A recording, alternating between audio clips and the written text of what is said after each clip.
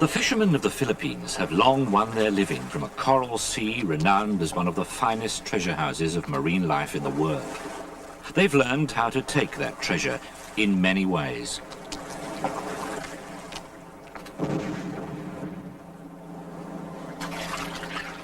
Some ways are now illegal. Dynamiting to stun or kill fish for food damages the very reefs that nurture the fish. But the law is easily flouted, and there's a pressing need for food. Manila's increasingly crowded market reflects the paradox. From this richest of fishing grounds, the catch is no longer enough to go round. This nation is rushing into the new century with already double the number of people there were 20 years ago. But for how long can the produce of the land and the sea sustain the 58 million who crowd this tropical paradise?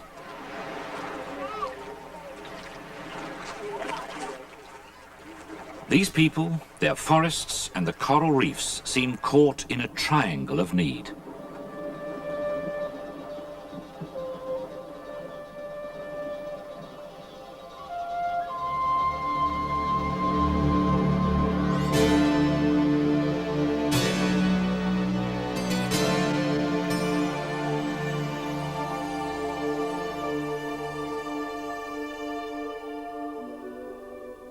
Sometimes called the Malay Triangle, this imaginary boundary defines seas thought to be a cradle of evolution for corals and other marine life in exceptional variety. Each of the 7,000 islands that make up the Philippines is encompassed by a fringe of reef, the work of 400 kinds of coral over tens of thousands of years. Some islands are uninhabited. Others seem to overflow with humanity. The land area of this island nation is only a sixth of its extensive underwater realm. These people must make their living on the coral reef a stone's throw from the door.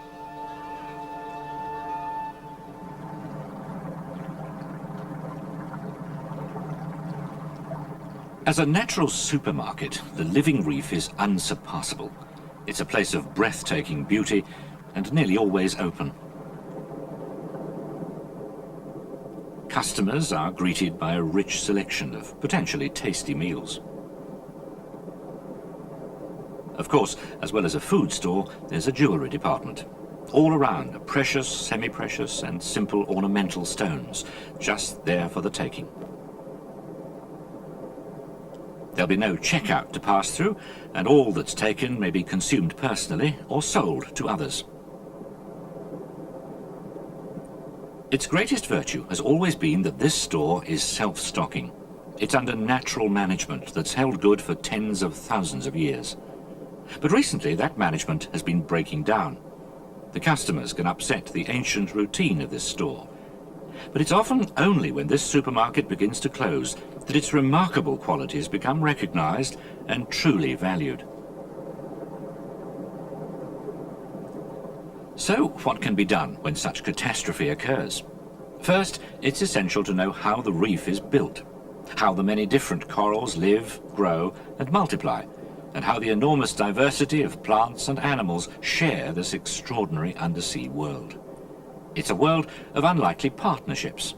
Clownfish safely fooling immune to the deadly tentacles of anemones. They should be eaten by the anemone, but it's deceived by mucus on their skin, and they enjoy scraps and shelter. It's a world of camouflage, where octopuses matched to the coral can mate secretly in crevices.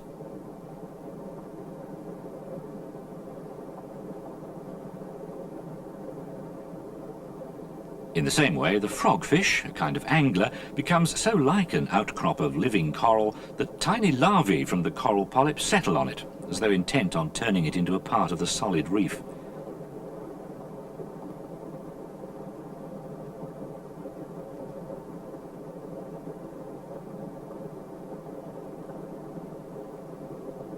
And to many of the 2,000 or so kinds of reef fish, this is real estate, jealously defended with warning colours, just as this blenny is reminding the approaching poison-spined lionfish that it has an equally poisonous bite.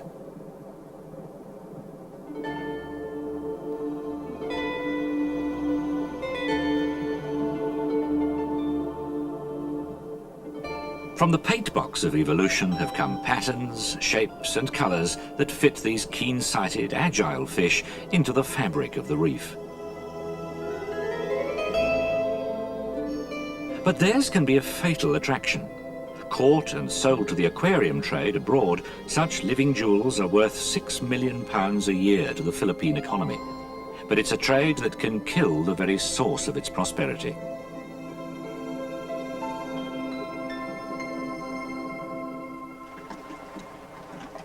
These men know what they're about to do is both illegal and dangerous. But masked from the sun rather than identification, they set about preparing a solution of sodium cyanide. They intend to use it as an anesthetic, but it's a deadly poison.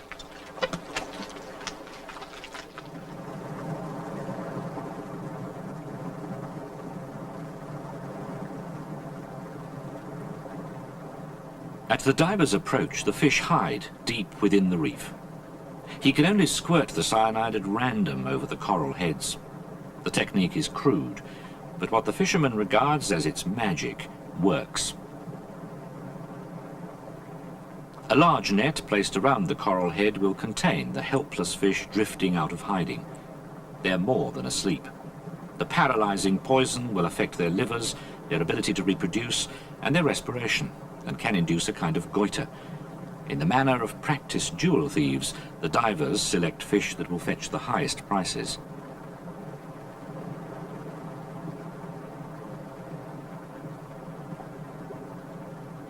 Time and again they spread the poison until satisfied that the most valuable fish have been taken.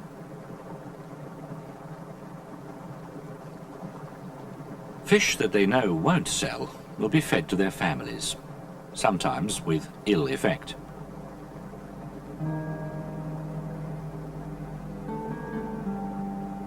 The cyanide kills many of the fish at once, and only a few of the survivors will ever reach a pet shop.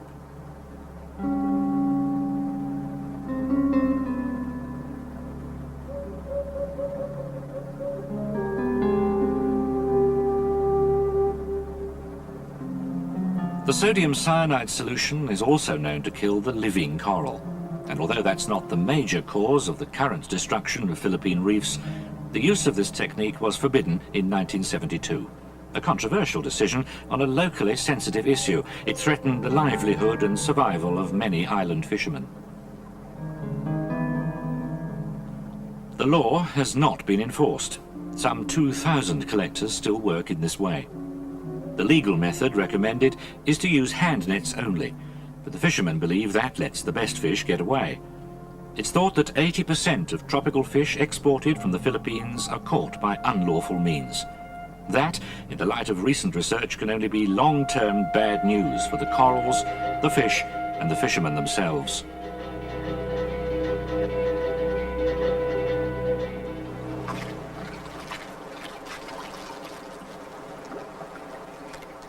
One lionfish looks very much like another. It's worth £1 or more to these men, but more than £60 by the time it reaches Europe, America, or elsewhere around the globe. But how is the shopkeeper here in downtown San Francisco to know whether his recent arrival is from a legal source?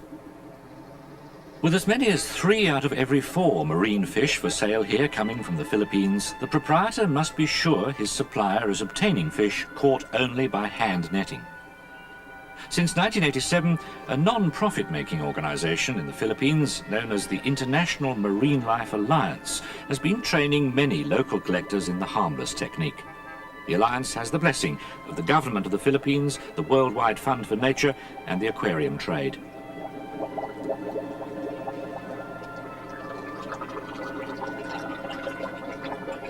None of these fish is likely to die suddenly of delayed cyanide poisoning. And it's not in the shopkeeper's interest to see his customers returning to the store with the ailing victims of an illegal trade. The supply of healthy fish from healthy reefs is thought to be sustainable, and that should be good news for customers worldwide and for fishermen in the Philippines. But in the long history of the exploitation of their reefs, creatures other than fish have challenged the courage and skill of Filipinos.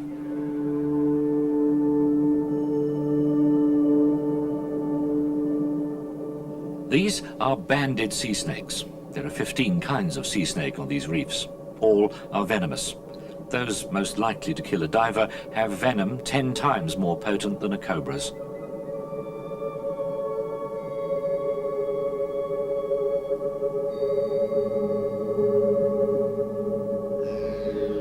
They have small mouths and are said to bite a man only with difficulty, but they're handled with extreme care.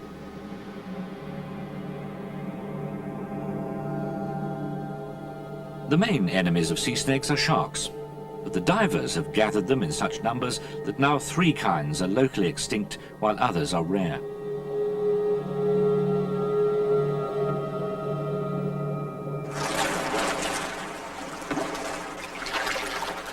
It's their skins that are their misfortune. On a good day, one diver could contribute 50 snakes to be skinned in Manila. There was a time when hundreds of thousands would pass through these vats in a single month.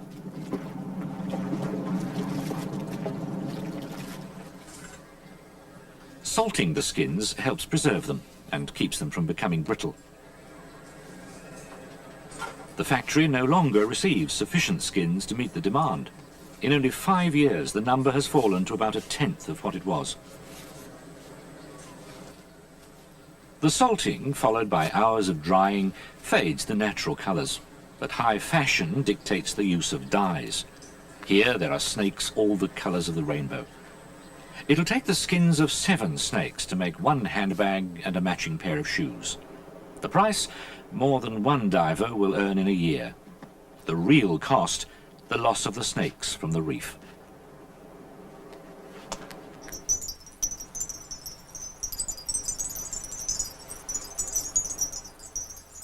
Sea shells from the Philippines must have been sold around the world in astronomical numbers. Their beauty, fashioned by their discarded animal architects, has fascinated people since long before recorded history. As ornaments, objets d'art, and even a form of currency, they are strung through our lives.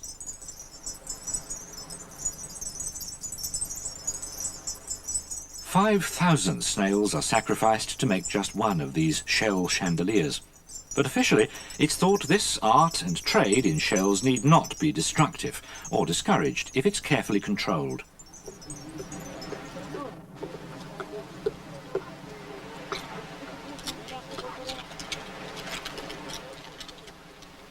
The women and children gather the shells at low tide. It's often the only way they can contribute to the cash income of the family. Shellfish reproduce in superabundance, but there is a danger in the repeated trampling of the reef by the gleaners themselves. This can upset the more sensitive and fragile reef animals and the living coral itself.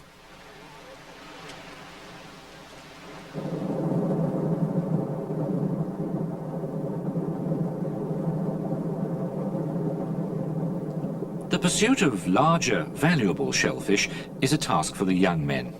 They hunt through the coral heads in these shallow offshore waters.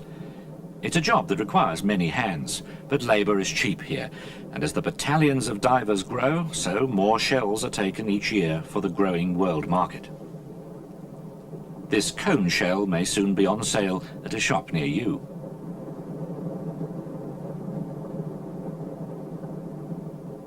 The taking of shells does have an impact on the reef community. Many of these mollusks are predators.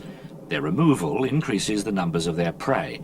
The natural balance of the reef life could be disturbed in unpredictable and sometimes disastrous ways.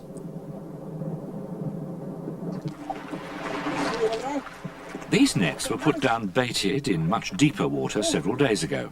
The catch of shellfish will include some that have long been taken as food. But now the fisherman has a quick eye for the cash value of the shells.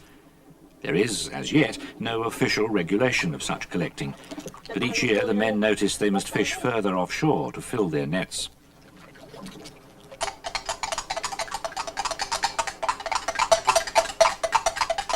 Organisations concerned for the future of reefs know this industry needs control, But they're more alarmed by this: the collection and export of coral itself.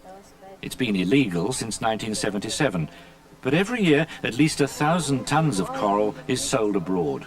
The United States, it's believed, imports illegally more than half the market in Philippine coral. The other half, presumably, still finds a way into other countries who are equally legally bound to prevent its entry.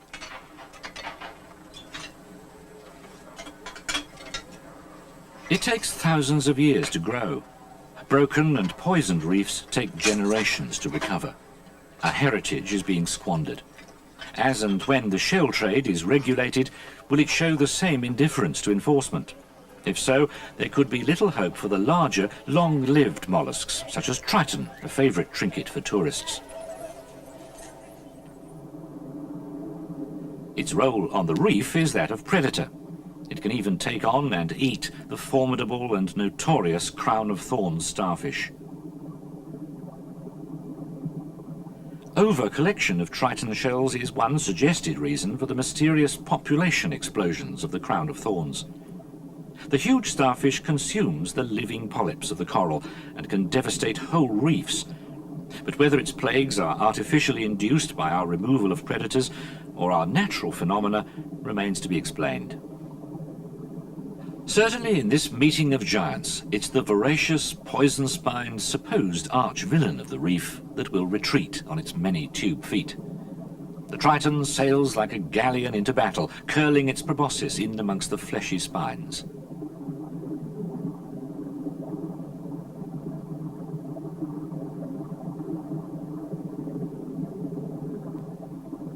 One of the triton's weapons is its mouth.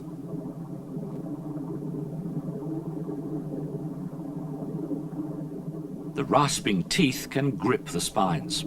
It needs to take firm hold to wield in the main armour, its shell.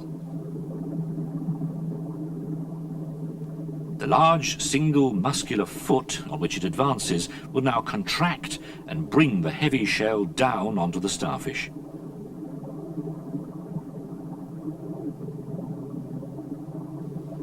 Triton is only after a meal. Its victory is an incidental defence of the reef. The starfish must retreat and will sacrifice this limb in the escape.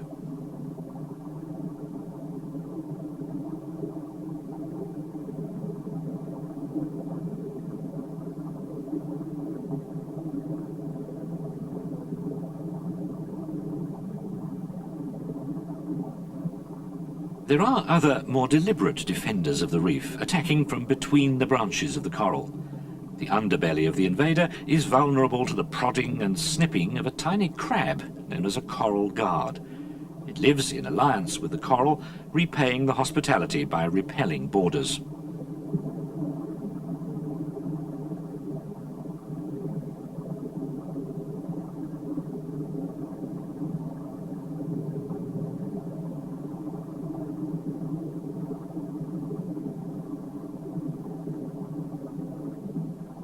The crabs are useful Davids in the face of so many Goliaths.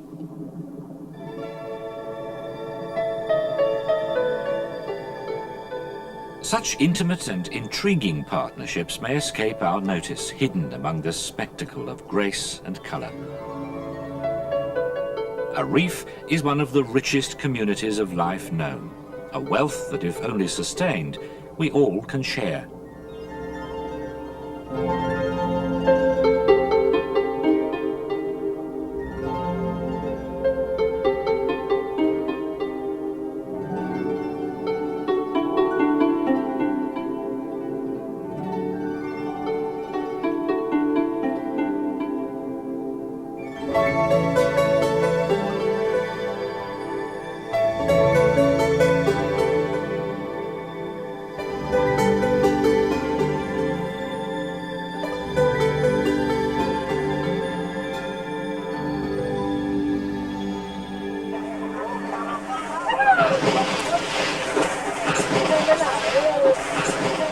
These young boys are going fishing.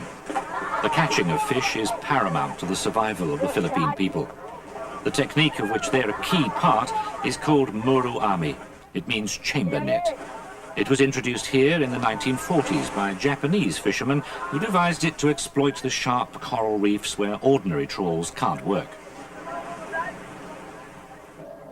Essentially, it's the task of the children to scare the fish down current to a net at the other end of the reef.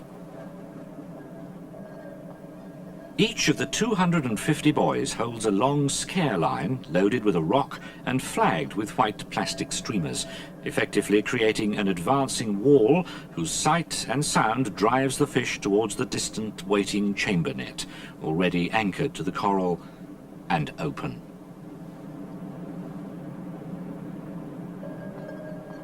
The pounding of rocks scares fish out of hiding, but also smashes the fragile coral heads.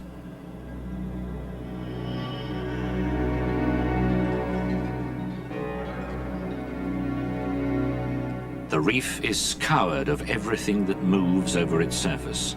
All will be swallowed into the giant bag that is Muruami.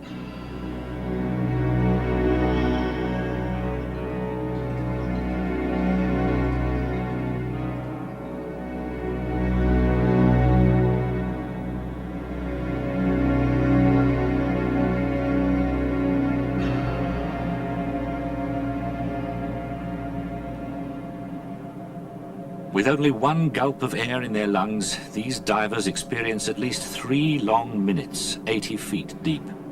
Timing is critical. The net must be raised before the fish turn and escape, but it must be carefully disentangled from the reef.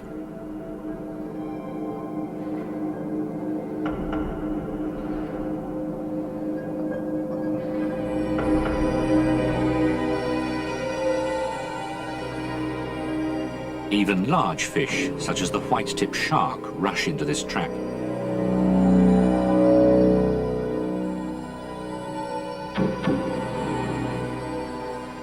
There'll be nothing left on this reef.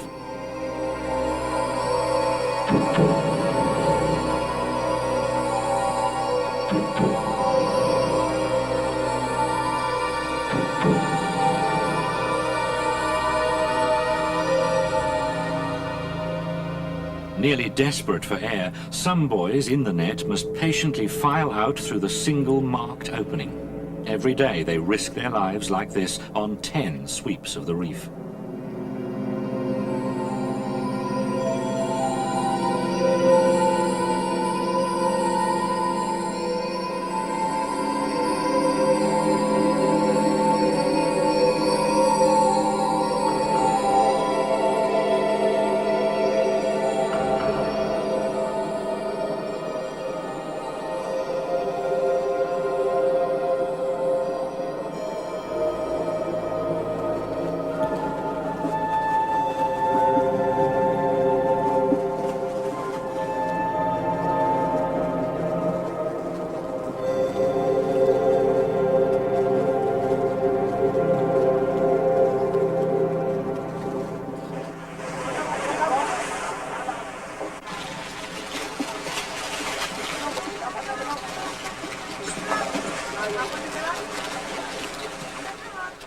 The whole operation has taken about an hour, and it's only the third catch of the morning. 7 other reefs will be preyed upon and swept clean of their life before the end of the day. A reef takes many years to recover from such plundering, and there are 30 of these vessels operating illicitly. It was declared illegal in 1986. More and more they must move further out into the South China Sea, not only to seek these riches on untouched distant reefs, but to fish where the laws against Muruami are not easily enforced.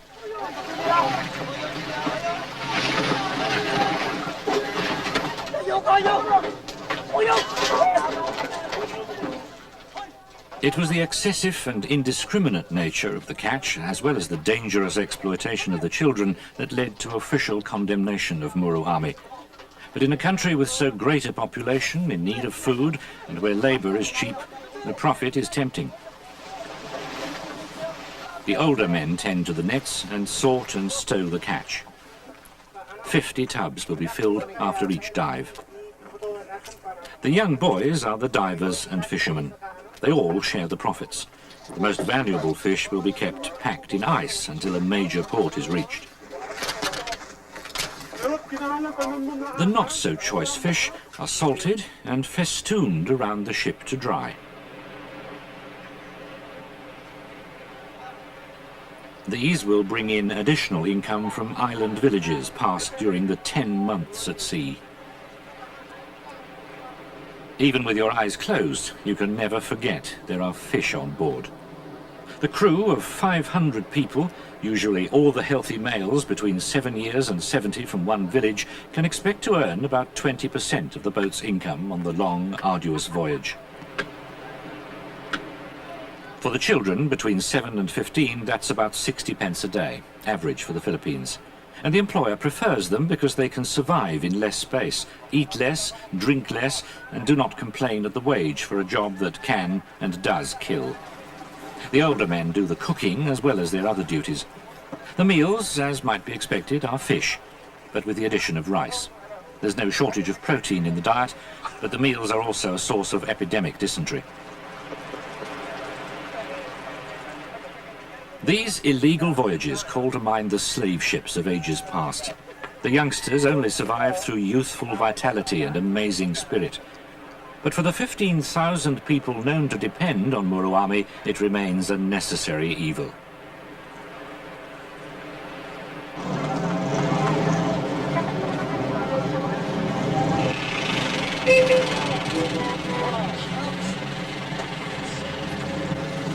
A difficulty facing those in charge of managing the marine resources of these increasingly crowded islands is getting the message across, making the people in the streets aware that their most precious and vital source of food from the sea is being destroyed, that in the long term this cannot improve the welfare of families in the cities or in outlying islands.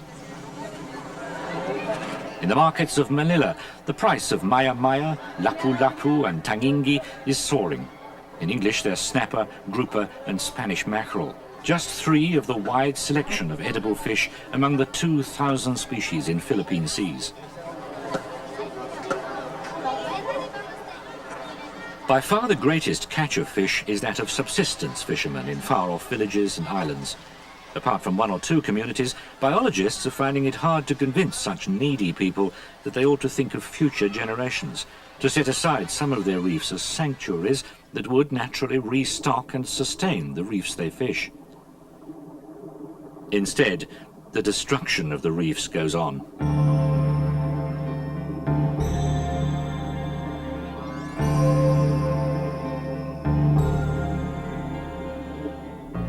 Dynamited, poisoned, quarried and sold. As biologists tell you in the Philippines, nowhere else have reefs been abused as much as they have been in these waters, either directly or indirectly.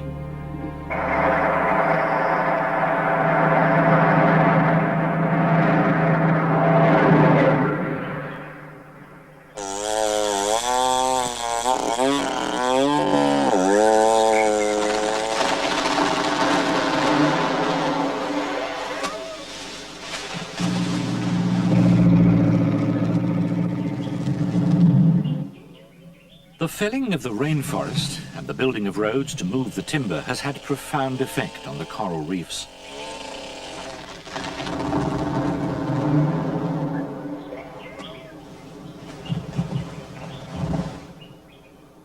There was a time when these islands were thick with forest, as magnificent and rich as the reefs offshore.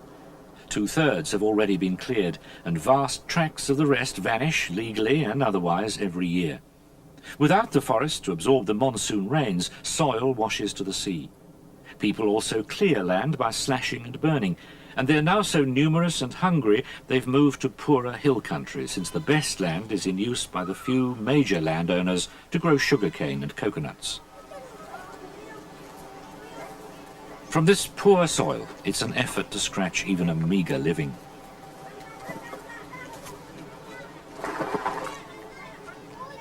Irrigation is of the simplest kind. To keep a pig is a luxury. With half the population living below the poverty line, to own such a farm is relative wealth. Many people must work as seasonal labourers on the larger farms to earn money to buy food for the family in the local market.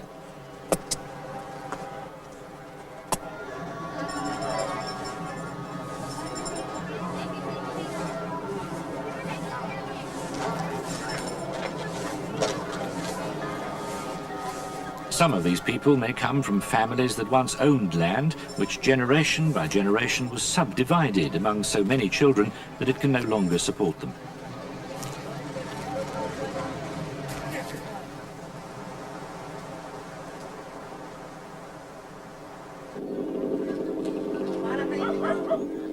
These are critical times in the Philippines. For the sake of the children, major reforms and plans for the future are being suggested. The people have heard their president, Corazon Aquino, state plainly that the protection and conservation of the life support systems of the Philippine seas, including the mangroves, the seagrasses and the coral reefs, are vital to her program of government. So there is an official commitment to combat reef destruction, such as this choking cloud of silt washing from the eroded land.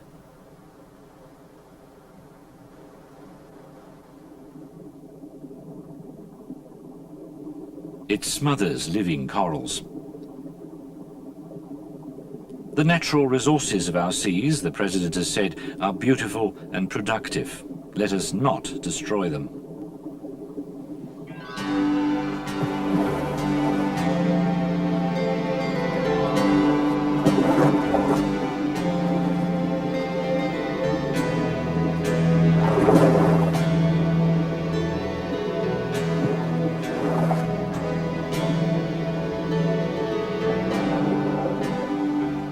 Action is already being taken to assess the extent and nature of the damage. Practical reef recovery work has started in combined operations between Philippine organizations and overseas agencies. Here, both local divers and personnel from a private research organization in California and volunteers from the American Peace Corps confront an all-too-common problem.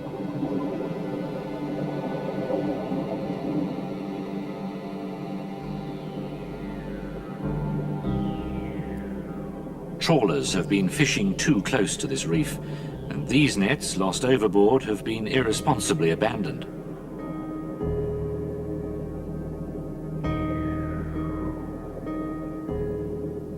The nets continue a sinister fishing of their own, trapping and killing to the benefit of no one but the scavengers.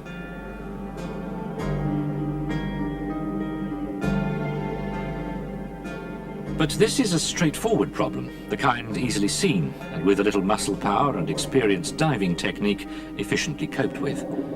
The more subtle problems, the decline of the fisheries, the disappearance of individual kinds of animal, the death of the reefs, need all the research skills that can be mustered.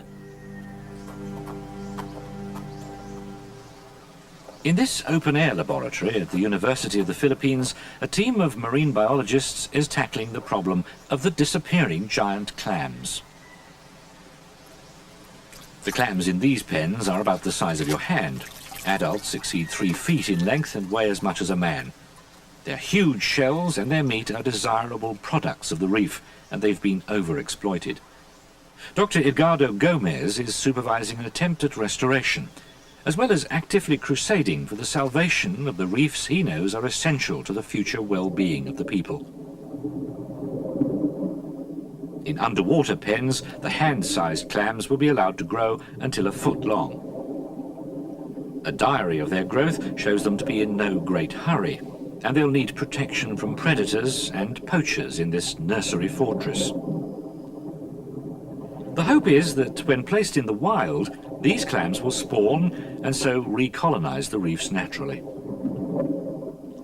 Some, already at the right size, have been set out on the reef, and the students and researchers in Gomez's team are monitoring these pioneers carefully in their first year in their natural home. They're intriguing shellfish, and not only for their giant size. Their tissues are green with tiny cells of algae that live in partnership with the mollusk on the sunny reef. There's a mutual exchange of foods made by the algae for shelter given by the clam. A similar delicate partnership exists between corals and the microscopic algae in their tissues.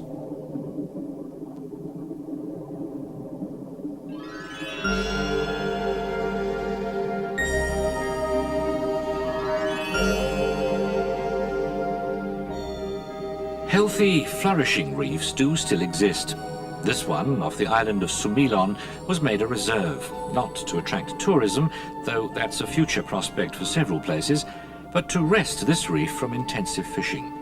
The local islanders were impressed that the numbers of fish of all kinds increased.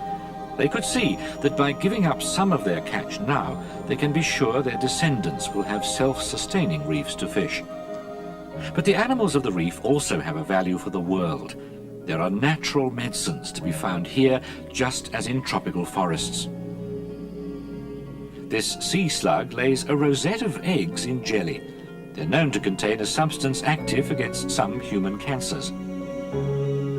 There's a diversity of sea slugs, so who knows what other chemicals they might contain.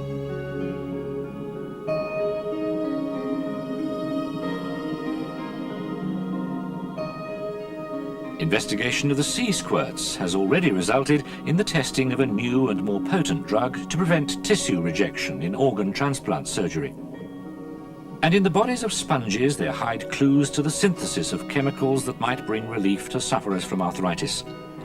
The search has really only just begun, not just for medicines, but for natural pesticides and herbicides less persistent on land. It can be done with minimum disturbance to the reef. Very few animals need be collected. The value lies in the continued existence of this natural pharmacy in the sea.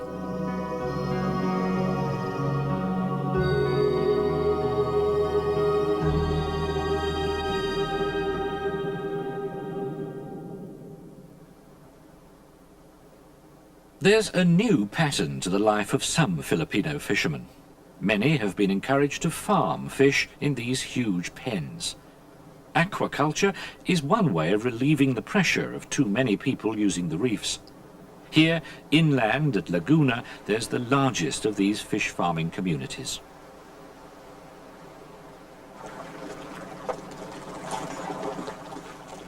This is Enrique Toma. He's been a fisherman all his life, but as the reefs in Manila Bay degenerated, he decided to make a new start and to learn how to breed and raise an imported fish from Africa called tilapia. Remarkably, although it's a freshwater fish, it's taken to the brackish water.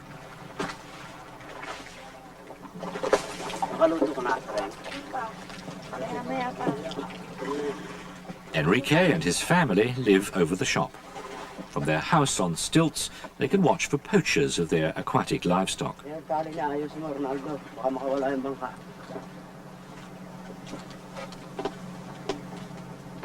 They're doing well at this new fishing venture, already employing helpers from nearby villages, and so extending their own prosperity to the wider community.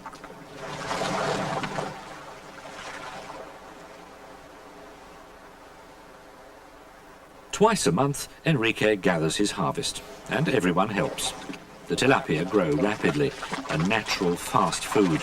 They've been called the chicken of the sea.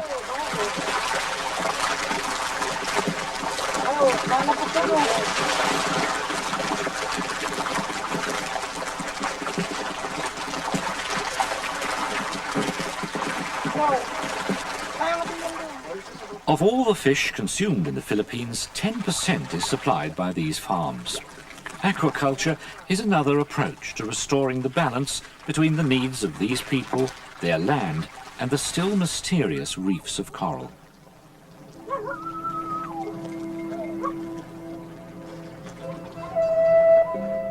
Only recently have the corals divulged their best-kept secret.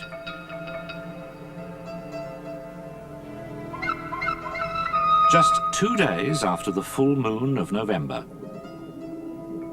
about 2 hours after sunset, when parrotfish are asleep in cocoons of mucus, and a cornetfish makes its evening round, the hard corals of the reef are poised, ready to spawn. But it will only happen when the time, the tide, and the warmth of the sea are exactly right.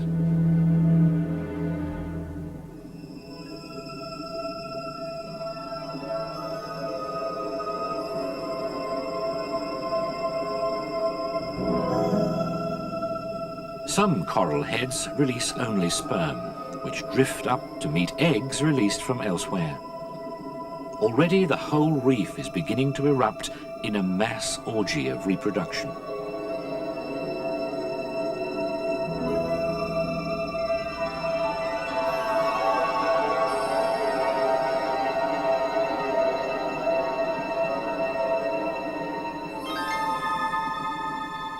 From the polyps of this coral, bundles containing both egg and sperm are being released.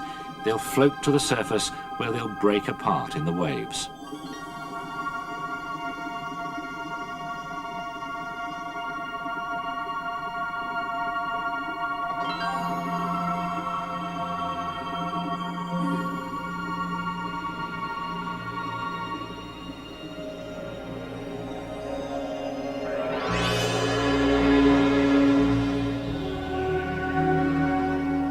A 120 or more different kinds of coral together release their blizzard of renewed life into the sea. It's one of the greatest synchronized natural mass events known in the animal kingdom.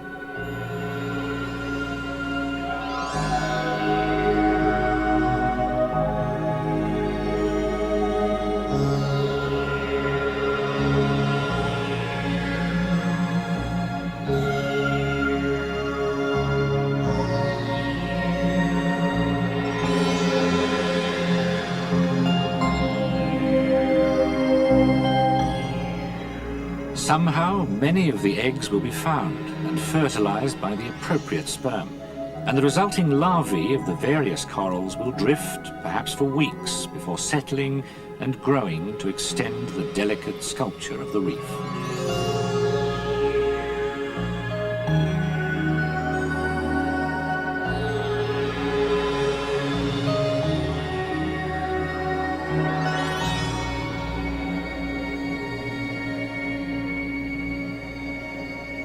As the orgy progresses, the sea becomes a nutritious soup.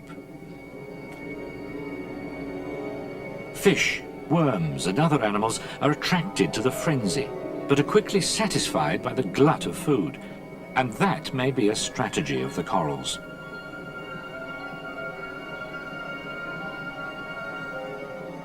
It ensures that some of them will survive.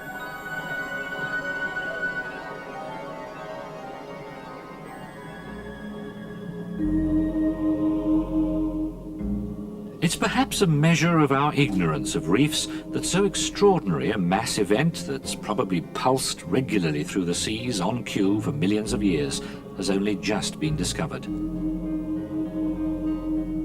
These coral reefs are a climax of 450 million years of evolution.